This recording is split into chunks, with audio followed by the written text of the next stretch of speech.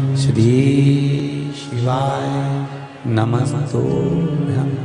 आराधना में तुम लीन हो। महाराज दुनिया के लोग नहीं समझते कि शंकर पर जल चढ़ाने का क्या लाभ है।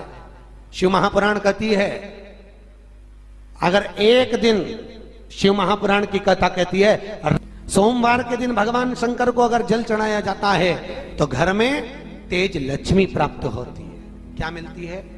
तेज लक्ष्मी। कर बैठी थी, उनके नेत्र से अश्रु गिरा, उससे बेलपत्र उत्पन्न। काय का वृक्ष उत्पन्न हुआ? बेलपत्र। पूरी दुनिया में केवल एक बेलपत्र का वृक्ष कैसा होता है जिस वृक्ष के नीचे माता लक्ष्मी शाम के समय पर बुआरी लगाने के लिए जाती है, झाड़ू लगाने। बेलपत्री के पेड़ पर बेलपत्र का वृक्ष, जिसके यहाँ लक्ष्मी नहीं टिकती हो, पैसा घर में नहीं आता हो, बहुत चिंता लगी रहती हो, लक्ष्मी से जुड़ी हुई, व्यापार से जुड़ी हुई, पैसा आ ही नहीं गया, बहुत मेहनत कर रहे हो। सोमवार की सोमवार 5 सोमवार बेलपत्री के पेड़ के नीचे एक घी का दिया लगाना चालू कर दीजिए। शाम के साथ थोड़ी सी मिट्टी बेलपत्री के पेड़ के नीचे की उठा कर लिया, घर के अंदर लाकर इतनी सी मिट्टी लाकर पटक दीजिए। 5 सोमवार करके देखो, छठे सोमवार पे करने की जरूरत नहीं पड़ेगी, व्यापार अपने आप बढ़ना चालू हो जाएगा। लक्ष्मी शाम के समय पर प्रतिदिन बेलपत्र के पेड़ के नीचे बुआरी लगाना। शंकर भगवान की प्रियता बेलपत्र। पहले भी कथा में कहा, फिर कहते हैं,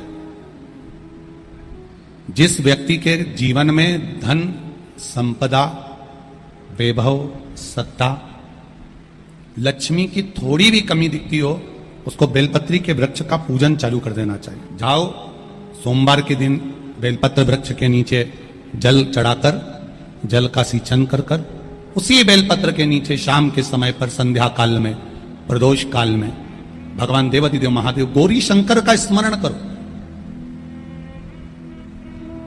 बेलपत्र की जड़ की ओर, बेलपत्र की तना की ओर, बेलपत्र के वृक्ष की ओर तुम्हारा मुख हो। कोई आसन नहीं, कोई आसन नहीं, केवल बेलपत्र के वृक्ष की ओर तुम्हारा मुख हो। जहां बेलपत्री का वृक्ष है उसके नीचे बैठकर, उसकी छाया में, उसकी ओट में पंचाक्षर मंत्र नमः शिवाय, या फिर षडाक्षर मंत्र ओम नमः शिवाय, या फिर श्री शिवाय नमस्तुभ्यम का स्मरण कर कर अपने हृदय की बात गौरी शंकर से, महादेव से कहे। शिव महापुराण की कथा कहती है, 7 दिनों में एक दिन सोमवार का ऐसा होता है जिस दिन 33 कोटि देवी देवता बेलपत्री के वृक्ष के नीचे बैठकर भगवान शंकर और पार्वती का स्मरण करते हैं और शिव पार्वती उनकी झोलियां खुशियों से भरते हैं। देवता भी जिनका भजन कर रहे हैं वो बेलपत्री के वृक्ष के नीचे। लक्ष्मी, मां लक्ष्मी भी बेलपत्र के वृक्ष के नीचे निरंतर विराजमान होती है। और आप लोगों से एक निवेदन और करना चाहेंगे, ये मनुष्य का शरीर जब तक रहे, ये मानव की देह जब तक रहे, जिंदगी में एक बेलपत्री का वृक्ष अपने रहते रहते कहीं पर भी लगाना, उसको बड़ा करना, उसको बड़ा कर कर जैसे अपने बच्चे को बड़ा करते हो ऐसे लगाकर बड़ा कर कर महादेव से कहना कि मैंने अपनी जिंदगी में, मैं मर भी जाऊं, मेरे प्राण छूट भी जाएं, मेरे जाने के बाद मेरे घर के लोग एक लोटा जल चढ़ाएं ना चढ़ाएं, बेलपत्री चढ़ाएं ना चढ़ाएं, पर ये वृक्ष मैंने बेलपत्री का लगा दिया, अगर मैं मर भी गई तो मेरे मरने के बाद भी मेरे हाथ की बेलपत्र महादेव को चढ़ती रहेगी, महादेव को प्राप्त होती रहेगी। लगाओ, एक बेलपत्री के पौधे को छोटे से बड़ा करो, बड़े से बड़ा करो, बड़े से बड़ा करो, और बड़ा करने के बाद उसको कहीं तुम्हारी मर्जी पड़े जहां उस बेलपत्री के वृक्ष को लगाओ। अगर गलती हो गई, ये बहुत गलतियां हो गई, बहुत दुख पड़ गया, तकलीफ में आ गए, लग रहा है कि मुझसे बहुत गलतियां हुई है, बाबा मेरी नहीं सुन रहा, ये बेलपत्री का भाग की डंडी पीछे की ओर कर, जहां बैठकर बेलपत्र चढ़ा रहा, पत्ती का मुख अपनी और डंडी का मुख सामने। शिव की कुछ आराधना है, मेरे भोले बाबा की कुछ आराधना है। खाली ना जाता कोई, खाली ना जाता कोई, दर से तुम्हारे मैं भी खड़ी हूं नहीं, बाहें पसार मैं भी खड़ा हूं नन्ही बाहें पसार। अपने। बैसाख के महीने में तो आपको अगर शरीर में कहीं पथरी भी आ गई है ना, कहीं नेत्रों में अगर ज्योति कमजोर पड़ रही है, जाले पड़ने लगे, चश्मा बढ़ने लगा, रात को आंखों में जलन होने लगी, रात को नींद नहीं आ रही है, तो बैसाख के महीने में जो दुर्वा होती है, इस दुर्वा को तोड़ लाओ। जहां पर अशुक सुंदरी का स्थान होता है, जहां पर अशुक सुंदरी का जो स्थान होता है, उस अशुक सुंदरी के स्थान पर उस दुर्वा को रख दो और कुंदकेश्वर महादेव का नाम है। कौन से महादेव का नाम लेना है? कुंदकेश्वर। उस दुर्वा को उठाकर लिया। बैसाख के महीने में कोई भी तिथि, कोई भी दिन, कोई भी वार आप बैसाख के महीने में कर सकते हो। उस दुर्वा को लेकर आओ, लगभग 20-25 दुर्वा लेना, उसको लेकर आइए।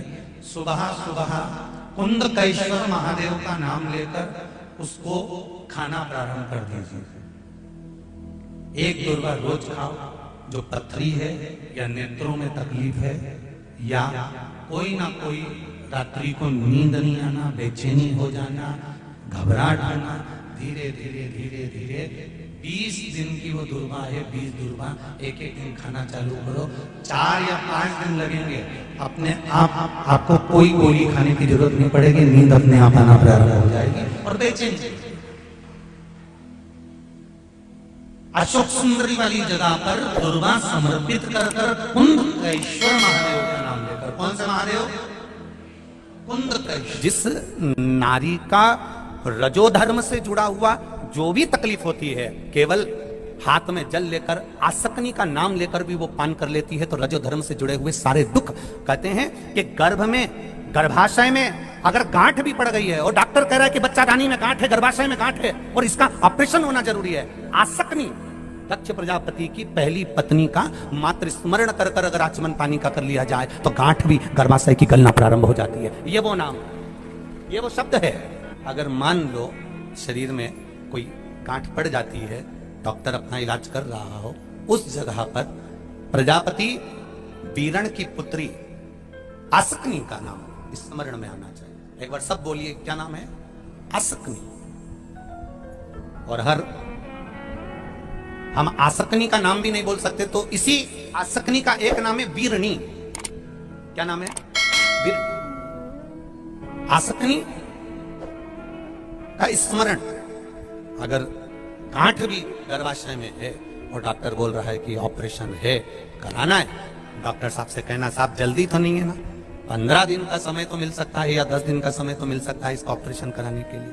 फिर आसक्ति का नाम लेकर शिव जी की शिवलिंग पर जब हम बेलपत्र समर्पित करें तो ये डंडी का मुख जब हम शिव जी को चढ़ाते हैं तो इस डंडी का मुख हमेशा हम उधर रखते हैं। अब की बार आसक्ति का नाम लेकर जब हम शंकर भगवान को बेलपत्र समर्पित करेंगे तो ये डंडी का मुख शिवलिंग पर अपनी ओर रखेंगे और उसी बेलपत्र को चढ़ाकर जल समर्पित कर कर आचमन कर कर उसी बेलपत्र को लाकर घर के द्वार को पूरा खोलकर घर के अंदर प्रवेश कर कर घर के बाहर स्मरण को, शिव को याद करते हुए उस बेलपत्र को चबा चबा कर खाना प्रारंभ करिए। 10 दिन मांगिए आप, ये 10 दिन के बाद मैं ऑपरेशन कराऊंगी, मना नहीं, पर एक बार मैं मेरे महादेव का नाम का स्मरण करना चाहती हूँ, एक बार शिव तत्व को जान। क्या नाम है?